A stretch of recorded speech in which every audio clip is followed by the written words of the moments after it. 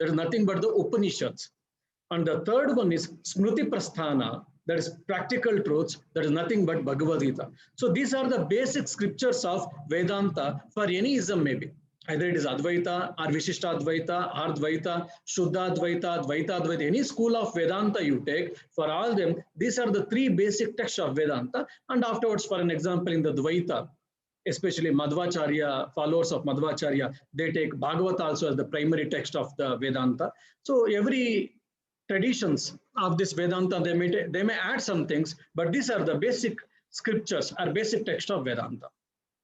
In nutshell, what does Vedanta discuss? Or what Vedanta discuss basically only on three parts, or the three components in the Vedanta can be seen very clearly, very vividly. What is that? Who is God? Who is God? Or who is Atman? Who is Brahman? How do you understand it? That is the first point. The second is, who am I? Say, am I the body? Am I the senses? Am I the intellect? Am I the mind? Or am I different from all these things? So after my death, whether I exist or not, before my birth, whether I was existing or not. So what is my real substance? From what I have become, from what I am made up of. So who am I? In reality, I have to understand. So this is the second component. This is the second basic question answered in Vedanta. The third portion or the third component of the Vedanta is the world. Whatever we see in this mundane world, the physical world in front of us, are the 14 worlds, the above 7 worlds and below 7 worlds, which is discussed in the Vedas and in detail in the Puranas, the 14 worlds, you can say. So what it is, how it is made up of, who has created, is there any creator who has created this world, when did it exist, when it came into existence. So these are the portion, what is this world and when this world came into existence and how it was formed and what are the constituents of it, what are the materials from which it has been done. So this has been discussed. And the relationship between all these three is also discussed. So what is the relationship between myself, God and the world? And what is the relationship of the world with respect to God and individual soul? And what is the relationship of God between world and the individual soul? These things are discussed in any philosophy and especially in the Vedanta. These are the main basic tenets of Vedanta. What is God or who is God? Who am I? What I am? And what is this world? What it is made up of? These are the three basic questions which has tormented all the great intellectuals started from the pre-Socrates period in the Western country, 5,000 or 10,000 and more than that from in India also. So these are the basic three questions has been answered in Vedanta, and so many other small details has been discussed. Now, Swami Vivekananda tells Vedanta is the future religion of the mankind. Why? Because any isms may come and go. Many philosophies may come and go. In the 21st century, 20th and especially 21st century is the century of the Vedanta. Vedanta will be the future of mankind. Of course, the Vedanta has become the future of India already. It was and it is also, it will be. And now he says that he says that even in the Western countries, even in the Western civilization, in the Western culture also, Vedanta creeps in and Vedanta takes over all isms and people will start thinking as a Vedantic mind. People start living their life according to the Vedantic ideas. So Vedanta is the future religion of the mankind, irrespective of culture, irrespective of color, irrespective of sex, irrespective of country, irrespective of religion, irrespective of any sects or any faith. Now, how this Vedanta entered the West? If you see in the Socrates period, in the Greek period, Romans period and all, many Indians have gone there and Romans and Greek people also had come to India. So there was exchange of knowledge and all we read in the history. Maybe after the Industrial Revolution or after the Dark Ages, if you see, in 1650, Dara Shikoh, the son of Shahjahan, he translated our Upanishads into Persian language. Around 50 Upanishads were translated, or the fragments, the pieces of the Upanishads or few slokas of the Upanishads. Some of them were completely, some of them were pieces or portion of the Upanishads were translated from Sanskrit to the Persian language because Dara Shikoh himself was the fan of Upanishads. And this Persian translation was read by Latin philosopher Anquetil Duperron. And again, he also became the fan of this Upanishads, which was made the Persian translation. And afterwards, he translated this Persian translation of the Upanishads into the Latin. There, the German philosopher, the greater or greatest German philosopher, Schopenhauer, studied the Latin translation of the Upanishads, and he says that in the whole world, there is no study so beneficial and so elevating as that of the Upanishads. It has been the solace of my life. It has been the solace of my life, and it will be the solace of my death also. It will be the solace of my death. That means the Upanishadic ideas has taken completely over his mind. So in the 19th century, Max Muller, Paul Dison, so many German Orientalists, so many people, they studied this Latin translation. And in the 19th century, 1840s, Sir Charles Wicken, he translates the Bhagavad Gita into English.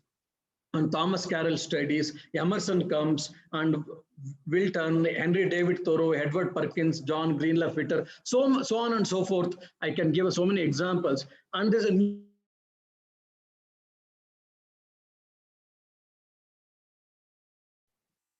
they borrowed the spirituality from the Eastern country with special reference to Vedanta, with special reference to India. They borrowed it and they mixed with their Western thinking, Western ideas, and they started the new movement called Transcendentalist movement. There, that's how the Indian ideas or the Upanishadic ideas, Vedantic ideas in off late, maybe in the 4 centuries before it entered the Western country.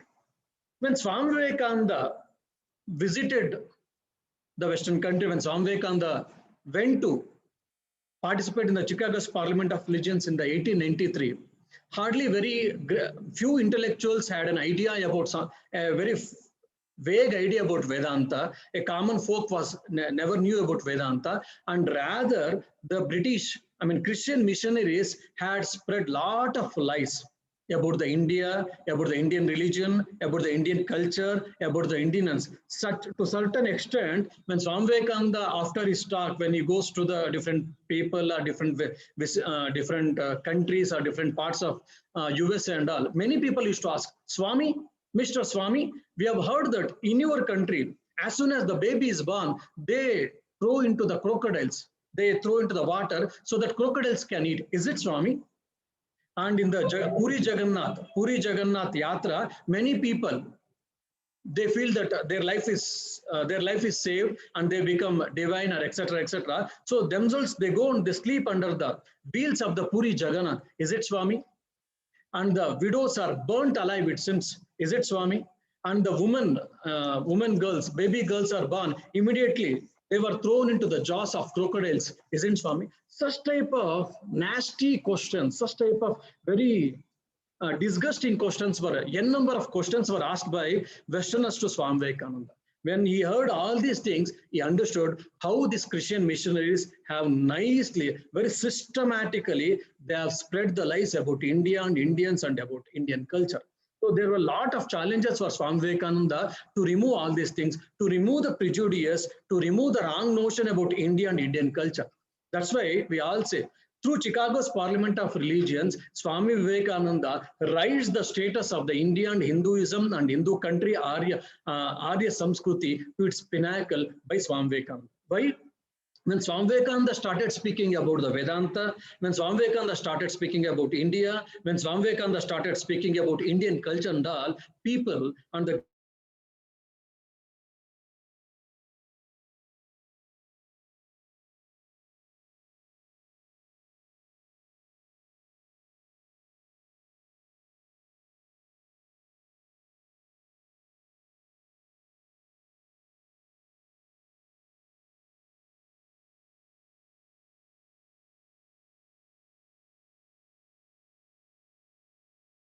they're beautifully a Christian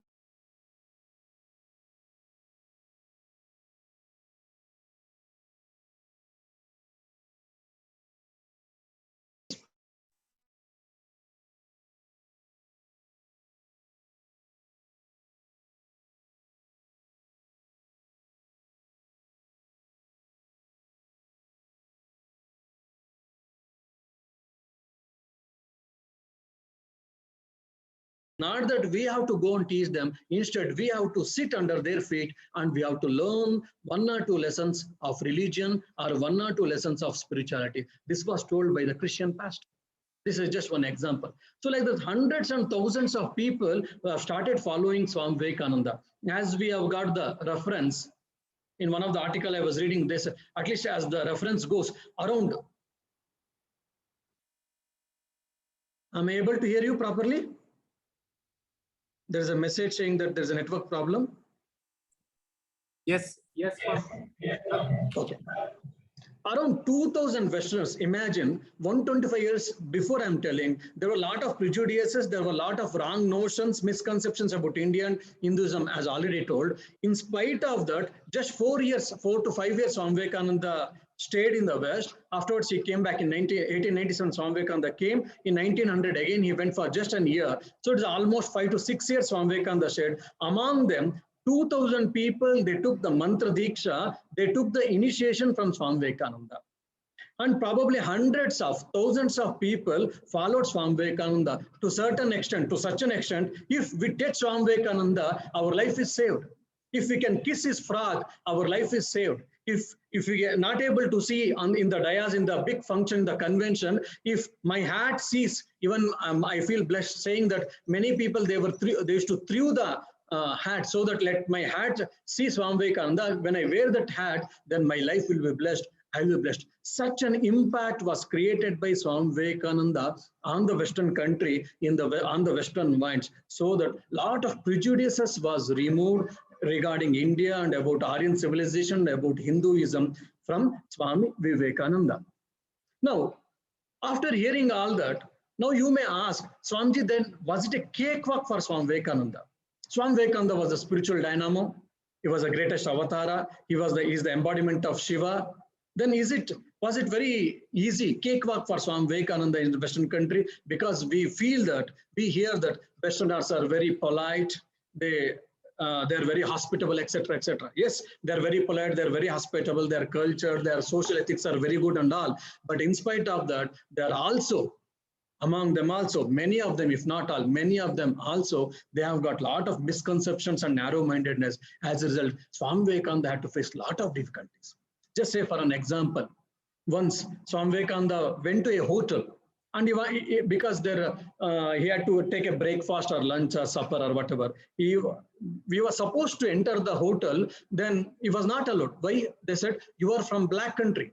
Swami Vivekananda was never a black, but he said, you are a black, you are a Negro, so you are not allowed. So that was the racism was there when Swami Vivekananda. One more hotel he went, and he was about to sip a coffee or tea. Immediately his guru Sri Ramakrishna appeared there. Swami Vivekananda wondered why my Gurudev Sri Ramakrishna is appearing now. Sri Ramakrishna says, don't drink this coffee or tea because it is mixed with a poison. The Christian missionaries want to kill you. They want to murder you. So the coffee is mixed with the poison. Please don't drink this coffee. His guru tells. So then he leaves the coffee and silently he leaves the hotel also. And sometime, maybe in the Boston, when he was going, the youths or the boys threw the stones on Swami Vivekananda. Just to check from that, to protect from that, he had to run and he had to hide in some dungeon and some places. And some other time, Swami Vivekananda was just walking. People just followed him and they started pulling their dress. And Swami Vivekananda felt very bad about it. Swami Vivekananda, in a beautiful English, said, my dear, why are you doing this? I didn't do any mistake for you. I didn't create any problem for you. Then why are you doing this? Why is that such indecency? When Swami Vivekananda asked, when Swami Vivekananda spoke in English in a sentence or two, these people were asked that they were dumbfounded, said, oh, can you speak in English? Swami Vivekananda said, yes, I can speak in English. Then among them, one person started asking, Swami, why are you wearing this peculiar dress? Because Swami Vivekananda, as you all know, Swami Vivekananda's portrait, if you see, he was wearing a kurta and pajama and a peta, that is mundas we say. So that was a peculiar dress for them, because according to their culture. Swami Vivekananda gives a beautiful retarding reply saying that, yes, my dear, in your country, Tyler decides a gentleman. In my country, character decides a gentleman. That's why I'm wearing such type of dress. So such type of wonderful answers were given by Swami Vivekananda. Swami Vivekananda had to face a lot of humiliations. In spite of all that, Swami Vivekananda faced all the troubles, humiliations, turbulations, adverse circumstances, and he spreaded the Vedanta. And he said to the certain extent, to such an extent, saying that I, just like Buddha had the message to the East, I have the message for the West. I have to tell them what is Vedanta. I have to tell them what is spirituality. Otherwise, in this materialistic world, in the materialistic accomplishments, they are washing away. They are getting washed away. And in one of his lecture, after the lecture, he says, "My dear brethren, due to the Industrial Revolution, you have created lot of progress in the materialistic world. I accept it, I acknowledge it, but your civilization is on the volcano. Just inside, there's a volcano is going on. At any time, there may be a lot of problems, there may be a lot of war, the volcano just, it can erupt. So please take care of yourself, take care of your culture, take care of your civilization. If you just accept and induce spirituality in your life, in your culture, in your civilization, you will be saved. Otherwise, mark my words, in 50 years, before the completion of 50th year, there will be a lot of trouble. Your civilizations has to face the dangers, has to face the wars." Just Swami Vivekananda told beautifully, very clearly, but unfortunately, probably common folk didn't give attention to the Swamiji. As a result, before completion of 50 years, 2 great world wars happened in the western part of the country. So here we can understand how Swami Vivekananda was very well aware of Hinduism, India, Indian culture, as well as Western culture, Western religion, Western civilization, Western ideas also. Now, what did Swami Vivekananda taught? Why Swami Vivekananda was accepted? Because of his spiritual power is one thing. And the second thing, because of his purity or of his character, the second thing. The third thing was because they all belong to the Christian religion. So Christian religion's one of the main teaching is, you are born sinner. I am born sinner. So I have to take the shelter at the feet of Christ. Is a messenger who takes care of us, who protects us, and in the final judgment day, he protects us and he saves us, and we will be sent to the heaven. Followed, if we follow the teachings of Jesus Christ, if you follow the Christian religion. Otherwise, no, you will be thrown to the eternal hell. This is the teachings, the main core teachings of Christianity was from their birth. These were listened by all the Westerners. When Swami Vivekananda started preaching Vedanta, he started telling them, "Shrunvantu vishve amritasya putraha ayedamani divyani tastuhu vedahametam purusham mahantam adityavarnam tamasaprat." You are the son of immortal bliss. It is sin to call that a man is a sinner. Man is never a sinner. Man is the son of immortal bliss because we are all Amrita Putra. So it is a sin to call the sinner. When Swami Vivekananda, in his beautiful musical voice, when he started explaining all these things, they were all awestruck. They were all dumbfounded. Our religion was telling that we are all born sinners. We are all born sinners. We have created some blunders as if our religion, Christian faith was telling, whereas Swami Vivekananda is telling, and the Indian religion, Eastern religion says it seems, and Swami Vivekananda is re-echoing it, that you are the son of immortal bliss. You are the divinities on earth. You are the divine principle, and you are the divine itself. You are the divinity itself. So you are not the born sinner. When they started hearing all this, it gave a lot of solace, lot of positive inputs, lot of positive impressions to the most of the Westerners, if not all. And also, when Swami Vivekananda, when they interacted with Swami Vivekananda, when they heard about lecture on Raja Yoga, when they heard lectures on Karma Yoga, when they heard lectures on Bhakti Yoga, when they heard lectures on Ramayana, Mahabharata, Vedanta, Patanjali Yoga Sutras and all, they were dumbfounded with the ancient wisdom of India and Hindu philosophy. And knowingly and unknowingly, slowly, they became the disciples of Swami Vivekananda. They became the disciples of Vedanta. Just for an example, just 2 lectures Margaret Noble heard. And afterwards, she dedicated herself. She accepted Swami Vivekananda as his guru, and she dedicated herself to the Swami Vivekananda. And Margaret Noble was initiated into the Brahmacharya vows, and she was renamed as a Nivedita on March 25th. That's why just I wanted to mention. Today is that blessed day where Swami Vivekananda initiated Margaret Noble into Brahmacharya vows, and she was renamed as from Margaret Noble to the Nivedita. So like that, thousands of disciples followed Swami Vivekananda and followed the Vedanta. Now, afterwards, Swami Vivekananda, just before leaving itself, Swami Vivekananda's disciples, many people were were following Swami Vivekananda, and also they said, Swami, please establish a center, Vedanta center, so that let this Vedantic teachings should be continued.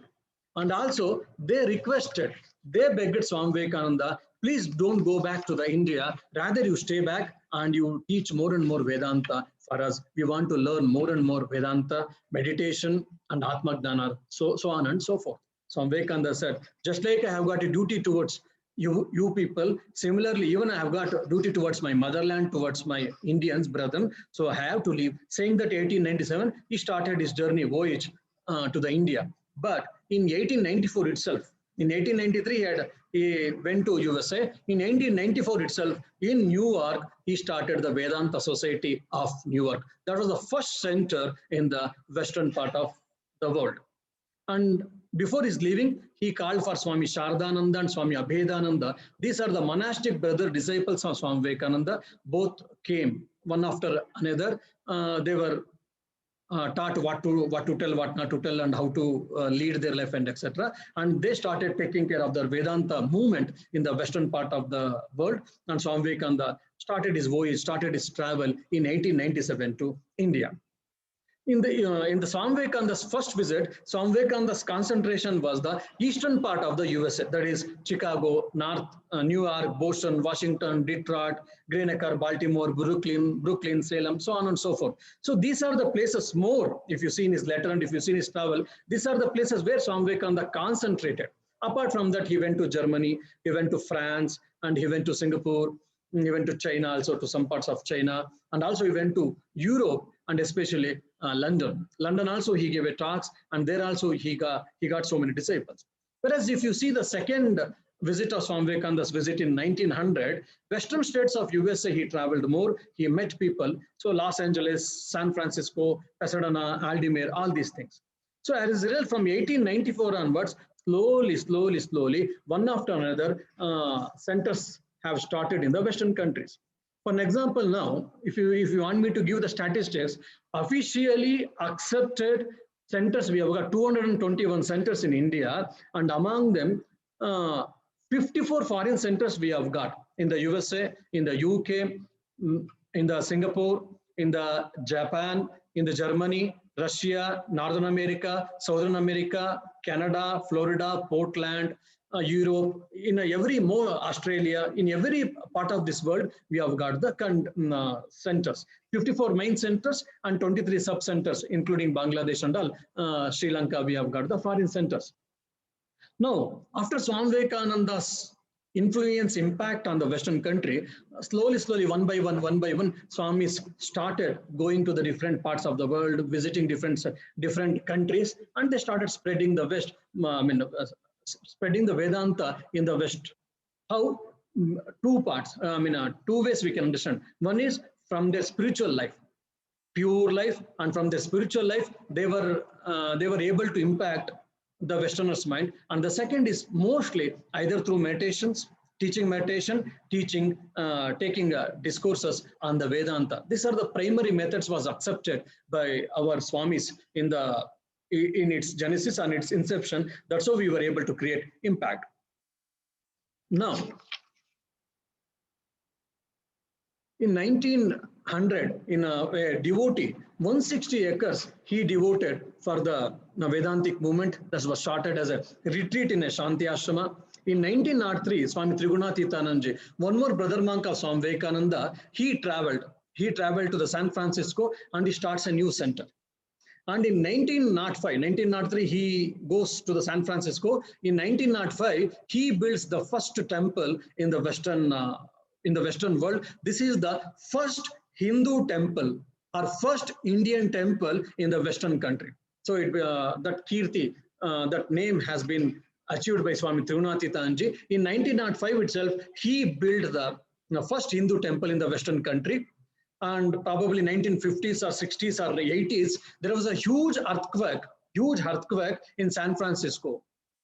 Half of the city was crushed into the pieces, into the dust, and the city was leveled into the dust. It was a huge earthquake. But for everyone's astonishment, though we had Hindu monastery and wherever the Hindu temple was there, nothing happened to it. In and around there were so many buildings, big buildings, very well built buildings and all. Even all the buildings were crumbled, crushed into pieces, and it was leveled to the dust. But for everyone's astonishment, for the whole world's astonishment, this Hindu temple built in 1905 by Swami Trigunathithanji, there were a lot of natural calamities, San Francisco, different points of time, but at any part of time, this temple was unaffected. By seeing that, many people were dumbfounded. What would have been the power of Swami Trigunathithanji? Probably due to his unselfish work and spiritual capacity, nothing has happened to this Hindu temple. That's what the Westerners' belief is. In 1928, Swami Nikhilanji, again this second or third, there is a second generation, direct disciples, that is Swami Vivekananda and his brother disciples. And afterwards now, 1920 onwards, 1920, 25 onwards, next generation of monks started going to the West by the orders of Belur Math, that's our headquarters. Swami Nikhilanji in 1933, he went there and he started one more center. In 1928, Vedanta Society of Providence was started by Swami Akhilananji. He only started one more Vedanta Society at Boston in 1941, and in Chicago in 1930, Swami Gyaneshwaranji started. In 1930 at St. Louis, one Vedanta Society was started by Swami Satprakashanji. In 1930, Swami Prabhavanji started Vedanta Center in the Southern California, and so on and so forth. So we have got more than nearly 100 affiliated and unaffiliated centers all over the world. England also, it goes France, Geneva, etc., etc. And also, along with that, we also started women conventions, women convents or women mutts. Whereas generally in the Ramakrishna Mutt and Ramakrishna Mission, only monks can stay. Devotees, any devotee can come and go. They cannot stay here as the full members. Devotees can come and go, anyone, either male or female. Whereas if they want to join as a nun, we have got a similar mutt under the same principle, same bhavadhara, that is Sharda Mutt, Ramakrishna Sharda Mission. This was the idea was propounded, was given by Swami Vivekananda. Based on his ideas, it has started. Now it is an independent organization, maintained and managed by completely with a group of nuns. And their headquarters in Dakshineshwar near Calcutta. So similarly, two or three Vedantic monasteries exclusively for women also started in Santa Barbara near Southern California, and US in one or two places, in Australia also. Like that, there are few convents or the few nunneries started in the lines of Vedanta for the women. Now you may ask, who are the nuns? So do you send the nuns from India? No. Here mostly around 40 or 50 or 60, maybe or more than that, nuns are there now also. All of the nuns are Christians in their by their birth. By their birth, they were all Christians. After coming into contact with Vedanta, after coming into contact with Sri Ramakrishna Mutt and Mission or Vedanta Society, we say in the Western country or in the Western world, they have been attracted by that. So they have accepted the Vedanta and Vedantic movement, and they have taken the monasticism, and they are trying to lead their life. So similarly, as I already said, nearly affiliated and unaffiliated, around 54 affiliate direct centers and 23 branch centers we have got, and some more hundreds, maybe hundreds of unaffiliated centers we have got. Everywhere we have got either devotees or monks. 80 or 90% of the monks are from Christian faith. They were all Westerners. They belong to Christian faith. They were belonging to Christian faith. They were Christians basically. But once they came into contact with Vedantic movement, once they came into contact with Sri Ramakrishna's teachings, once they came into contact with Swami Vivekananda's teachings, they felt this is a better, which is nearer to logic, which is nearer to truth, which is very practical, and which has got wonderful ideas, which has got catholicity, more catholicity than our faith, our own faith, feeling that they dedicated themselves to the Vedantic movement, and they've accepted the monasticism, and they're following the celibacy, chastity, and the poverty, and etc. They've taken the vows, whatever we all take in the Ramakrishna monastery, and probably around 180 or 70 or 80 Christian people who have accepted our way of life, and they are the monks who are serving at different parts of the world. So this is the impact, you can say. Now you may say, now Swamis From past 100 years, many Swamis have gone there. They have started new Vedantic centers across the world. What is the impact on the society? Now you said 40 or 50 or 60 nuns are there, fine. 70, 80 probably monks may be there. Who both of them, they come from a Christian faith. That's all fine, Swamiji. But what is the impact of all this Vedantic movement in the on the common folk, on the society, or on the country at larger level? So I would like to discuss few points with this regard. US News, the journal, US News and World Report called Journal, beautifully, it states that a series of recent studies in USA have found people less committed to particular denominations, more eclectic in their religious views, more tolerant of other faiths, and more focused inward on their own spiritual journeys. So earlier, the people were feeling that our Christian faith is the only true faith. Our Christian religion is the only true religion. Otherwise, all other religions, all other cultures are heathen religions, and they're barbaric or they're nomadic, etc., etc. And the people of other faiths, they go to hell. And the people, if they want to go to heaven, they have to follow the Christ. They have to accept Christianity. This was the idea which was prevailed in the Western country, in the Western world. Whereas after going Swami Vivekananda, and afterwards, so many monks have gone, and now from Chinmaya Mission, from Satya Sai Institutes, and from ISKCON, so many other Hindu organizations, so many monks and so many nuns have gone, so many religious leaders have gone. Of course, everyone has contributed their might, everyone has contributed, but Swami Vivekananda has he opened initially for all of us, and Ramakrishna Mission continuously working with the Vedantic movement. What happened? People have started accepting that Christian faith or Christian religion is not the only religion. It is not the only true religion. Even all other religions are as well as true. And by any religion you may follow, and you will be able to reach the truth. You will be able to reach the God. You may go to heaven also. So this fundamental difference, fundamental broad thinking has been achieved by the Vedantic movement. That's what the report is saying. And the second is, they have become broad-minded in the religious views. As beautifully, one of the persons says to Swami Vivekananda, Swami, 50 years before, if you had come and if you had preached the same Vedantic ideas in this Western world and with special reference to USA, probably you would have been killed, you would have been murdered, you would have been hanged, or you would have been poisoned. Of course, even Swami Vivekananda was also, even after 50 years when Swami Vivekananda tried to preach the Vedanta, even that time also, many people tried to kill him, many people by poisoning him, etc., etc. Many people have created a lot of prejudices, wrong information, misinformation about his character. Assassination was tried from the Western, especially Christian missionaries, because all the people stopped going to church and they started coming to listen to the discourse of Swami Vivekananda. As a result, Christian missionaries felt very jealous of Swami Vivekananda. That's why the character assassination was tried by many Christian missionaries. But one of the Christian leaders says that if 50 years before, if you had come, definitely, with all assurance, I will tell that you would have been hanged or you would have been burned. So this type of very narrow-mindedness was there in the Western world also after the Vedantic movement, after the West coming into contact with the East. When the West came into contact with the Vedanta, when the West came into contact with the Eastern religions, when the West came into contact with the Eastern philosophy, their mind was broadened. Their religious ideas were broadened. Their idea of spirituality was gone into depth, and they became broad-mindedness, broad religious views. They got it. That is the impact of Vedantic movement.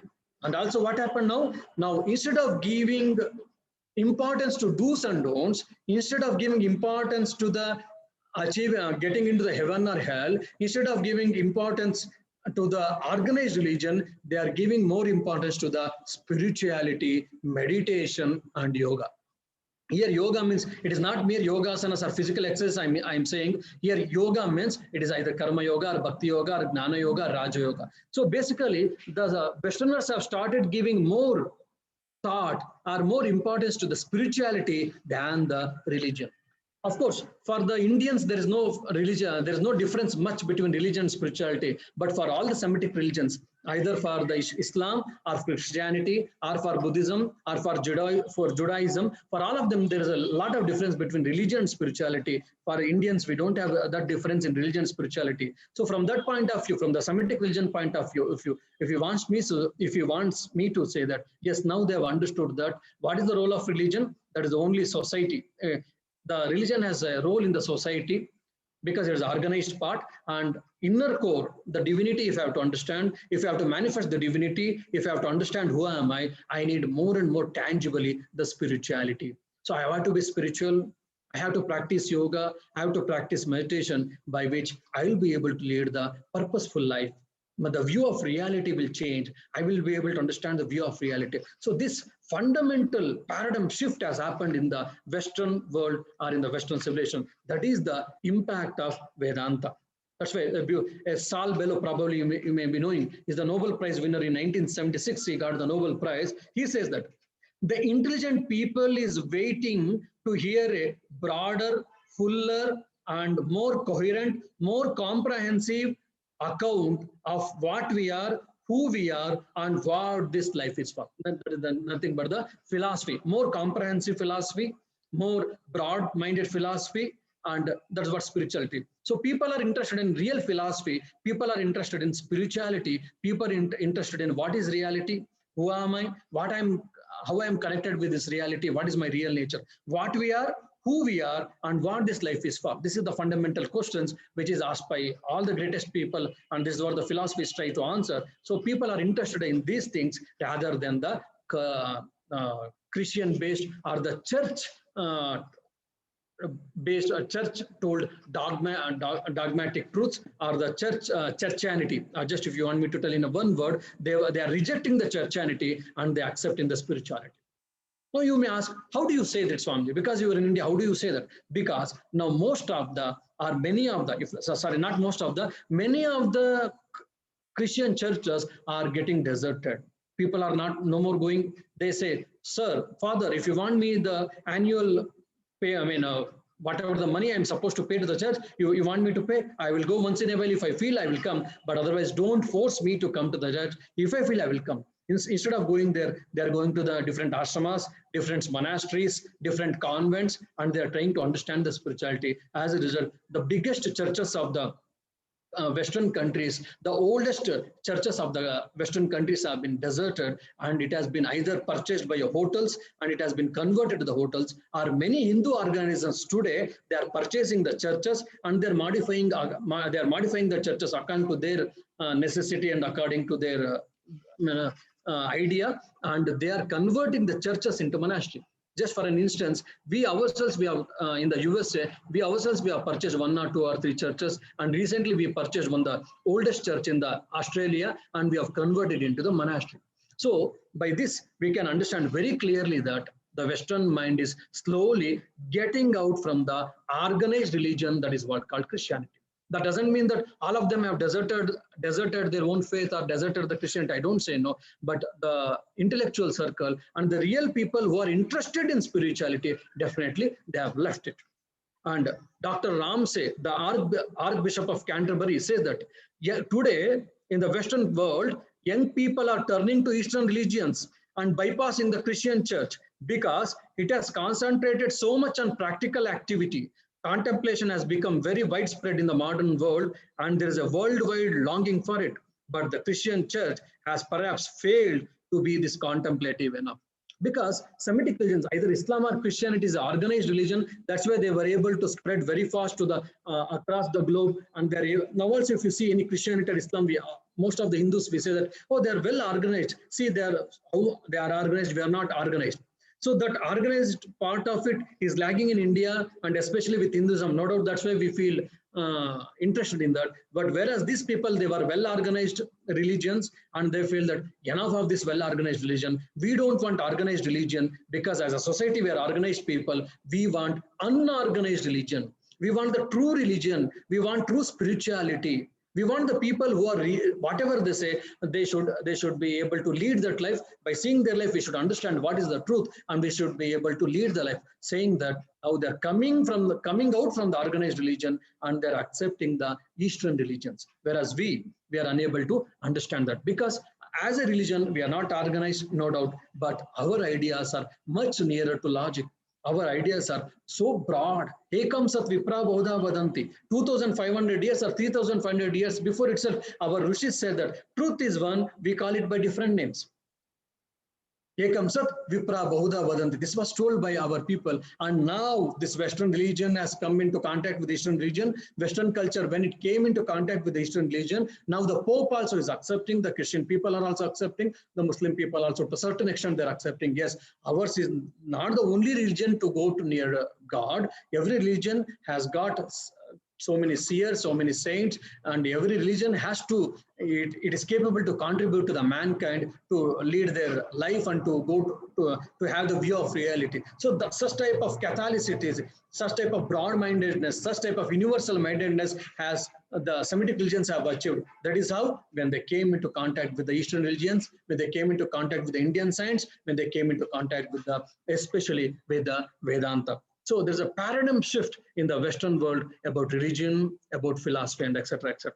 And we can see, probably, I think, Corona, the previous year, I didn't take. Otherwise, at least minimum, at least around 20-25 classes I take on religion, spirituality, and yoga for the Chinese. Imagine. Chinese, we all know that it is a communist country where the religion is not openly allowed to practice and religion is sent to back doors and all. But still, many Chinese are coming where to understand the spirituality, to practice yoga, to practice meditation, to understand religion, to understand spirituality. At least in the Ramakrishna Ashrama, Mysore, at least in week, at least 60, 70 or 80 minimum, foreigners, we see that who comes and attends our evening Arati. That means they come from China, Japan, or US, or UK, or even Iraq, or Iran. They come from different parts of the world. They want to learn the spirituality. They want to understand what is religion. They want to understand what is spirituality, all these things. So this is the great impact of Vedanta on the Western world in general. And this has been achieved by Ramakrishna Mission monks. Now, you may ask, so as I already told, I give a very bird eye view of Swami Vivekananda's struggle in the Western world. Similarly, after Swami Vivekananda, his brother disciples, when they went, and afterwards the next 1 or 2 generations of monks, when they went to the, at least now it is not there, when they went to the different parts of the world and when they started preaching Vedanta, they had a lot of difficulties. Just for an example, our monks, the first problem had that about clothing. Now, of course, when we go to the West and all, when we leave there and all, we wear this type of garba dress only, this akar ropes only, with a jubba and a dhoti and all we wear, and we go to the different parts of the world. But when Swami Vivekananda's brother disciples and his next disciples, when they went, they were not allowed to go with this Indian costume. They were not allowed. So they had to wear pant and shirt. Whatever the dress code was there in that country, they had to wear. Probably in the monastery inside only, in the limited circle, they were allowed, or they were able to wear this Indian dress, amongst dress. Otherwise, most of the times, they had to wear the foreign dress code, whatever they had in every country. And apart from that, there's a lot of problem about the food, about the culture, about weather. Just for an example, I think Swami Pavitranandji, I remember now, when Swami Pavitranandji, in one of the US, in one place, he wanted to buy a small plot or a small house where he can start the Vedantic movement. When whatever the market value was there, he was ready to pay the money collected from the different donors, different students of Vedantic students. But the person, the owner of that particular flat or particular house, he was reluctant to sell the house for us. He wanted to sell the house, but at the same time, he was reluctant to sell the house for us. So Pavitranandji was dumbfounded. He started inquiring Vedantic students. What is this? You people told that he is interested in selling the house. So we have come here, but he's saying that no. Then after inquiry, they came to know that they understood that because when he saw Swami Pavitranandji, he felt that he's a black. So he's a black, he has come from the different country where he belongs to the black race. For such man, for such a person, he may be a monk, he may be a spiritual person, he may be a saint, but for such a person, I don't want to sell the house. So this was the reason they were found out, and afterwards they made a plan, and the devotees, the local devotees, they purchased the house, and after some time, that house was donated to the Ramakrishna Vivekananda movement or Vedanta movement. And many places when Swamis, when they used to go out either for shopping or for marketing, or when they had to give discourses, so they had to travel in the public transport and all they had been. So they were all, many times they were tormented, or sometimes they were ill-treated. They were asked very different questions, etc., etc. This is the from external world, from the external society point of view. And also our Swamis had to face a lot of struggles when they're in monastery. Somewhere, some places we had our own building. Some places it was in a rented building. So every month the Swami had to, by giving discourse or by requesting the Vedantic students, he was supposed to collect the money, whatever he has to pay the rent for that house, and he has to collect. Sometimes he was able to, sometimes he was unable. As a result, he has to face a lot of struggles. And apart from that, there, because the human labor, the physical labor is too costly, so our ashramas were not able to afford to keep the human labors. So sweeping, mopping, or even painting the monastery, or any carpenter work, or any mason work, all was supposed to be taken by Swami as well as the Vedantic students. They had to construct the house, they had to maintain the house. If there is a need of painting for the monastery, they used to paint themselves. And now also it continues, of course. Kitchen cooking, maybe even housekeeping, maybe cleaning, mopping, wiping, washing the clothes, gardening, planting and planting the saplings or watering the plants, all type of mundane works, whatever we say, this type of works was also supposed to be done by our own monks. Some places they used to get Vedantic students, with their help they used to manage. Of course, in our ashramas, even India also, we all maintain that, but more or less we will also have the help of workers. With the help of workers, we manage nowadays from past 2-3 decades. Otherwise, early, even in India it was also same. Apart from this, whoever goes from India, mostly they never used to get their Indian food. So they had to get into the bread or burger or pizza or oats, whatever was available in the Western country with the basic budget. They had to take, probably, I think Prabhavananji or some Swamis and all, they say, morning, because scarcity of food and because of low budget, because money was not there. When I was a young, probably of 30 or 40 years, I used to have a lot of hungry, but because of no money, I had to just take a cup of milk and just with a bowl of oats. With that, I was supposed to maintain just 8 or 10 or 12 hours. Afternoon, probably most of the time they were never has to have a food, and evening, probably it will rice and green pudding or greens, boiling some greens and adding some salt and pepper powder, and he had to fulfill his stomach with the limited food. Such type of lot of food problems were also faced by Swamis, and there were so many other administrative problems also, which was posed by the country's system, governance, and etc. All these lot of problems were faced, and we have to address, we had to face, and breaking through all these barriers. Now, of course, we are well established Vedantic centers in the Western movement. Many standard universities, they call our Swamis to give talk on Indian philosophy and about Hinduism and about Vedanta. And many different established universities have accepted us that we are the authority on Hinduism and about Indian philosophy. And hundreds of people, and every center, maybe 100, maybe 50, maybe 200, maybe 300, maybe 500 people, depends on the centers. They do come and they do attend our puja, they do come and they do attend our sermons, discourses, etc. So now things have taken a good shape, but of course, some new centers in the new countries, when we go, our Swamis go, even definitely they also have a problem. Even I think recently when I heard the story from Swami Sunirmalananji, who went to Atlanta, I believe. He had been to Atlanta and he had started a center there. And he had a problem with the food, he had a problem with the stay and all. So he has got a problem with the food and he is not able to take even 1 square meal of food, and he is not able to have even a decent living.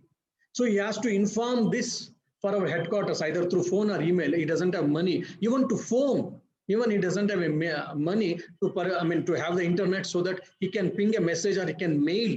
So such type of challenges, discomforts, all these things, tribulations has been faced, and I think are faced and will be faced also by the monks of Ramakrishna Order. But we never mind. We have accepted whatever it comes. It's the will of Sri Ramakrishna, our chosen deity. We feel that we accept. But in spite of all these things, we forget all these things. We are spreading, and we are spreading the Vedantic ideas and Indian philosophy across the world, across the globe. As a result, the Western world has changed its view, it has changed its ideas about Hinduism and about India and about Vedanta. And so that many people have accepting the Hinduism. Some people have accepted Hinduism in toto. Some people belonging to their own faith, but their thinking or their lifestyle has been according to our Hindu faith or our Indian faith. Such type of lot of changes has been seen, has been witnessed by our monks across the globe. Thank you. I think I have given a fair idea about the Vedantic movement in the West, spreading of the Vedantic Western movement by the monks of Ramakrishna especially. If you have got any questions, I will be happy to answer your questions. Thanks, Swamiji. It's Bhagavad Gita says, Yadad acharati shreshtaha. So it says to follow the noble men. We're so fortunate to follow the noble men and women of Ramakrishna order. It inspires us after also going through a lot of struggles, lot of difficulties, still they have faith on the master, how Vivekananda, brethren, and all the monks past and also present, they have such faith in the what you call words of Ramakrishna Paramahamsa, and also on the faith on the message of Vedanta. We also want our students and staff to emulate such faith and also follow in the footsteps of Bhagavan Sri Sathya Sai Baba to spread the message Aham Brahma and Sarvam Brahma. We have a few questions from students of Gulbarga campus, Swamiji. We are pasting it in the chat box. We are pasting.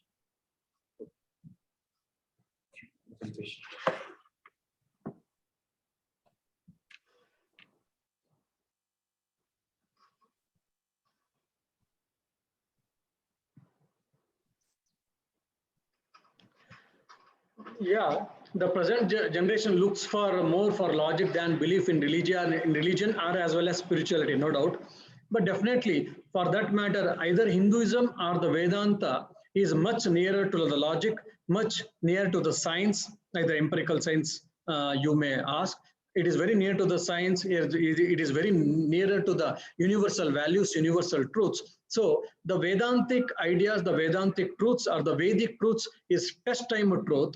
So they, with their all logic mindedness, with their scientific temperament, still they can be the Vedantic people. So that should not be the hindrance to follow the Vedanta. Atheism has been done, especially with respect to the Western country. That was there after the Industrial Revolution. It was there and it is there, it will be there. And to some extent, even India also. It is not that because they couldn't get the logical answers from the spirituality or from the religion, so they became atheist. No, maybe a certain portion of it, or a few people maybe, but mostly they will be materialistic minded people. They want to just enjoy their life. They want to have a merrymaking. So they feel that the religion and spirituality is the bar, which is a hindrance. So saying that in the name of logic, they want to become an atheist and they want to enjoy their life.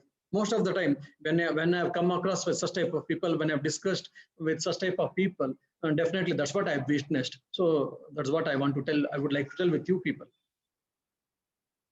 How can Vedanta be applied in our daily life? What do you understand by Vedanta? As I already told, culmination of the Vedas. That is the knowledge portion of the Vedas, the culmination of the transcendental portion, transcendental knowledge of the Vedas.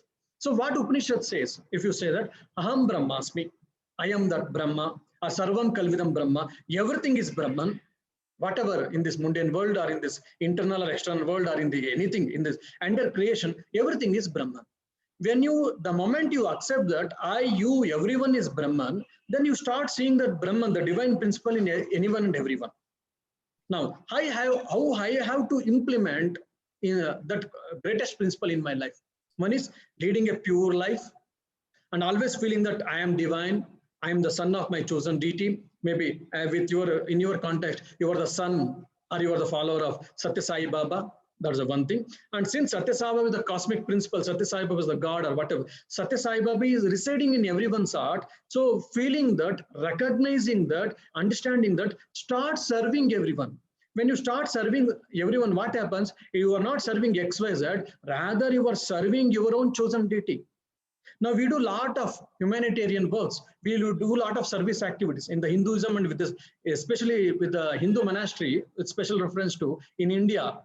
Ramakrishna Mission started all these mundane service activities at the disaster management, maybe natural calamities, schools, buildings, hospitals, dispensaries, all these things started. Why? Monks, they can sit and meditate, they can do spiritual discussions, they can give lectures. Instead of that, of course, they are doing that. Apart from that, why they have to do all these things? Because when I say that Sarvam Kalvidam Brahma, everything is Brahman, in every jiva, in every being, that Brahman is there, that Brahman principle, consciousness, it resides. By serving every being, I'll be serving the Brahman or I'll be serving the chosen deity. That's how I can spiritualize everyday life. If you see the Vedanta, the beautiful point is there is no difference between sacred and secular. That's why work is worship. A chamara, a cobbler, even he stitches his shoes, that was also translated in the spiritual work. Now, if you see Vyada Gita, Vyada is called, in the Vyada Gita, if you see, the monk learned the lessons, the religious lessons of religion from the butcher. Now he was a butcher, used to chop the probably goat or sheep or whatever and used to sell. Now the monk went and learned the religious lessons from him. How? Because whatever he was doing his work, he translated his work into worship. He translated his work as a karma yoga. So there was no distinction for him, the difference between really, sacred and secular. So when you understand, when the moment you inculcate spiritual values, when you start worshipping the God, either in the chapel or in the temple or in the outside in the world, then your whole life will be spiritualized. All your activities will be spiritualized. That's what we mean. Work is worship.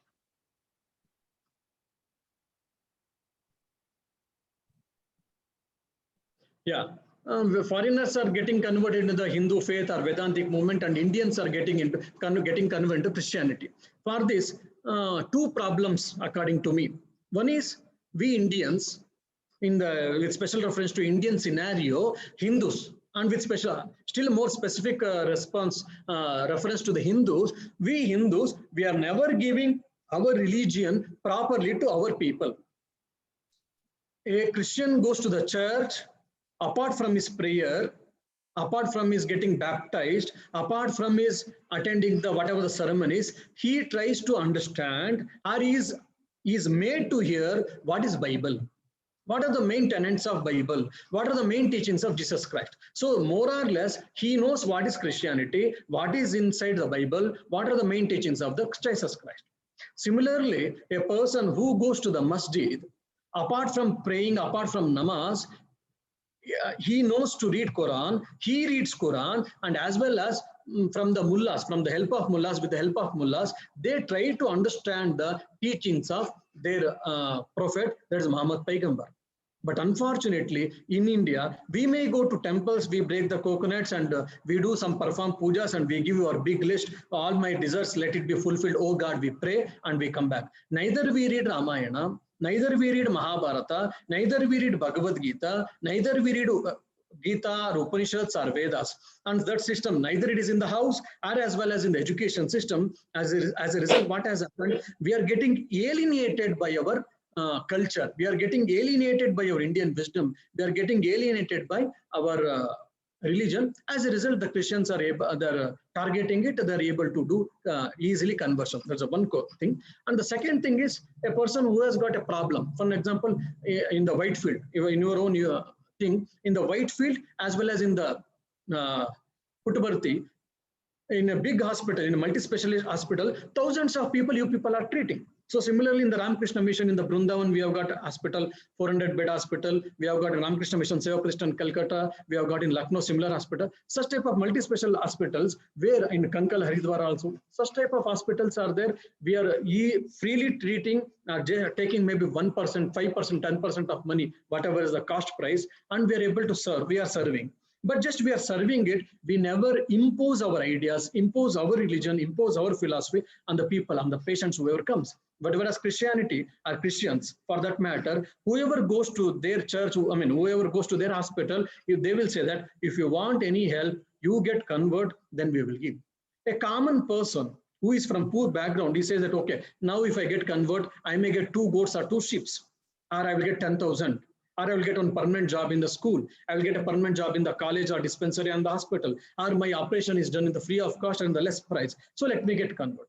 So such type of stealthy practices are practiced by Christians, and they are doing it. And the third, which I see that they give all wrong notions, wrong information about Hindus and about Indianism. And also similarly, they give wrong notions about their own religion, and they're trying to convert.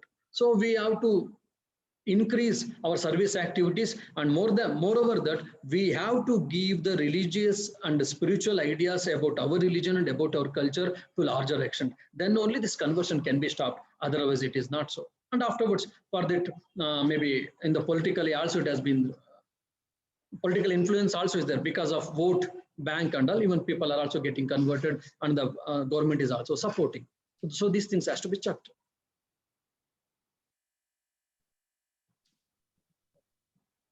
Thank you, Swamiji. We're very Yeah, thank grateful to you. There were both inspiration and also insights from this session. On the behalf of staff and the students of Sri Sathya Sai University, we're grateful to you, and we look forward for more such sessions, collaborations with you. We will end this session with the Sahana Bhavatu prayer. Om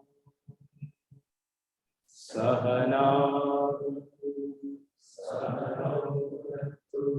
Sahiryam Karavavahe Tejasvinavaditamastu ma Vidvishavahe. Om Shanti Shanti Shanti. Thank you. Thank you so much.